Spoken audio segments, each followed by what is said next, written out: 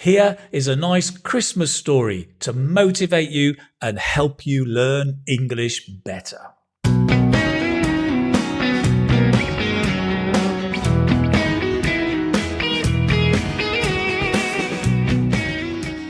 Hello, it's Keith from the Keith Speaking Academy and the YouTube channel English Speaking Success.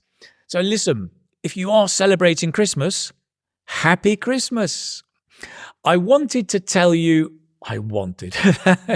that's so polite. Start again. I want to tell you an interesting Christmas story that I hope will motivate you to study more, and hopefully you can learn new language, vocabulary and idioms to improve your overall English.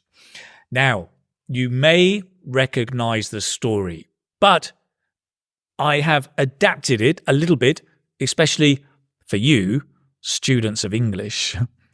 What can you do with the story? You can listen, you can watch again and repeat some words or phrases, especially the ones in bold. You can also download the PDF, right, and review it in your own time. For now, if you're sitting comfortably, let's begin. An interesting Christmas story. That's actually the title, I know. Strange. Chapter 1, The Present. In a small, dingy room, Martin, a university student, sits in front of his computer.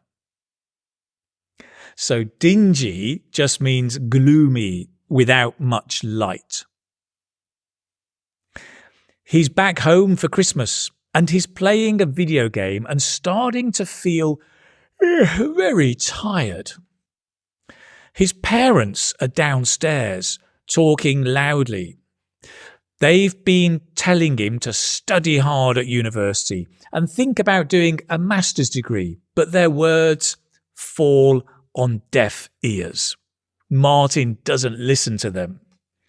When your words fall on deaf ears, it means people don't listen to you. Deaf means you cannot hear.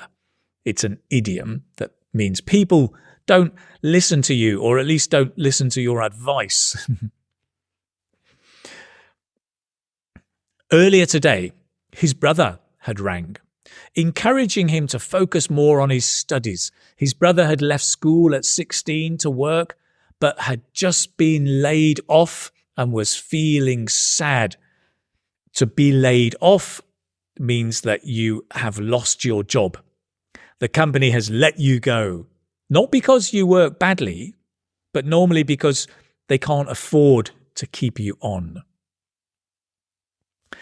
He had told Martin to keep studying, to stick at it. To stick like glue to the paper means to keep going. Don't give up. Keep doing what you're doing. But Martin hadn't really listened. Deaf ears, right? He was more interested in his game, his video game. He wanted to forget about school and his family's problems. So Martin carries on playing his game, feeling more and more sleepy. Next, Chapter 2, The Past. Martin was still playing his game when something strange happened. The room suddenly got colder.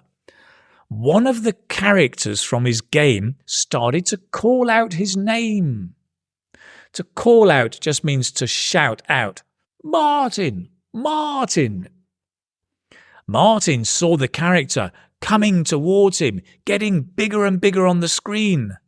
Dun, dun, dun, dun, dun, dun, until suddenly it burst out of the computer into his room in a cloud of smoke. Martin fell off his seat and gasped. He was totally taken aback. If you are taken aback by something, then you are very surprised by it. I guess if a video character burst into your room, you'd be taken aback, right? What does Martin say? "Who are you?" "I am here to help," said the ghost. Now, What are you doing, Martin? Go away. I don't need your help. I'm playing a game. I'm fed up to the back teeth of studying, so I'm playing a game. To be fed up with something means that you're irritated, annoyed, you've had enough, right? You're not happy. If you're fed up to the back teeth at the back, it means you're really fed up, annoyed, bored, frustrated. I'm fed up to the back teeth of studying, so I'm playing a game. What's more, I'm going to quit university, but, I haven't told my parents yet. But if you leave university, you will have to leave all your friends, said the ghost. Not a problem. I don't have many friends, replied Martin quietly. The ghost lowered his head and asked Martin to follow him. Suddenly, another cloud of smoke swirled around them both, and Martin felt like he was in a dream. Martin could see himself when he was a little boy. He saw himself playing pranks in school. When you play a prank, it means you play a trick on someone or you're teasing someone. You know, like putting a bucket of water on the door, and when someone walks in, that's playing a prank. He saw himself playing pranks in school, skipping class and always forgetting his homework. Of course, to skip class means not go to class. Maybe you're going behind the bike shed or wherever, playing truant, skipping class. He saw the times when he ignored his friends, never sharing his sweets with them. Why are you showing me this? Martin asked. The ghost answered, These choices brought you to where you are now. You didn't study. You didn't spend time with friends. You didn't share. Martin laughed. Sure, but kids will be kids, right? All kids do that. Follow me, Martin. And then, out of the blue, more smoke appeared. Out of the blue means suddenly or unexpectedly. Chapter 3, The Future. Now, Martin saw himself much older, sitting in a small, dull office, a bit like his dingy study room. He was stuck in a rut, doing some tedious admin work. So, stuck in a rut means that you're stuck in a boring routine. Tedious work just means monotonous, boring work. Admin is administration work, shuffling papers, things like that. He was stuck in a rut doing some tedious admin work, the same boring computer work every day. He looked disgruntled and tired. Disgruntled just means unhappy, not satisfied. He looked disgruntled and tired. He had been working there for 40 years. The ghost told Martin that in the future he was married to Kate, but they were not happy. They always argued, having a go at each other. Basically, they drove each other up the wall. To have a go at each other or to have a go at someone means to criticize them. To have a go means to try, but have a go at someone means to criticize them. And to drive someone up the wall means to make them crazy, drive them mad, drive each other up the wall. What? No! Why did I marry Kate? I don't even like her, exclaimed Martin. I want to go out with Maria. The ghost explained that Martin had married Kate late in life because he couldn't find any other girlfriend and he was just afraid of being alone. And Maria? Oh, she married one of your few friends, Nick, the kind one, who always helps you with your studies. Martin was rattled and sad. Is this really my future? He asked. To be rattled means to be a little frightened. Something happens and, like you rattle a cage, you're a little shaken. You're a little shaken. The ghost nodded. It's on the cards if you don't change, it said. It said? Ghosts are gender neutral, apparently. It's on the cards. If something is on the cards, it means it's going to happen. It's bound to happen. It's very likely to happen. Oh dear. Poor Martin. He's a bit rattled, nervous about his future. Let's carry on. Chapter 4. The New Present. Martin awakes with a start. When you awake with a start, it means you awake suddenly with a bit of a shock, like when you have a bad dream or a nightmare. And he looks around his room. It's morning. He feels different. He remembers the ghost and what it showed him.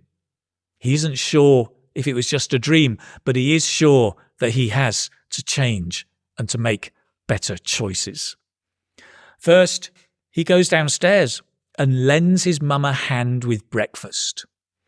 To lend someone a hand is just to help someone. Lend your hand. I want it back.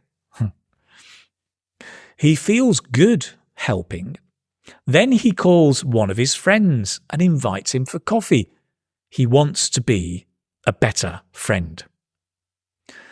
Later, Martin sat down to study. It wasn't easy, but he tried his utmost. To try your utmost is to try your best when doing something. He wanted to do well in his degree. He stopped complaining. He started to think about his future. He wanted it to be good. He knew he had to study hard now in order to reap the rewards in future. To reap the rewards. To reap is literally to collect the harvest, the fruit and vegetables. To reap the reward is to collect the benefit and the reward. Work hard now, get the benefit later. Months passed. Martin's life was better. He was closer to his family and started to make one or two more friends. He wasn't only getting by at university, he was actually doing really well. To get by is to just survive, to scrape through. He wasn't getting by, he was doing well. He was really happy he had changed. Now and then, he remembered the ghost and was thankful.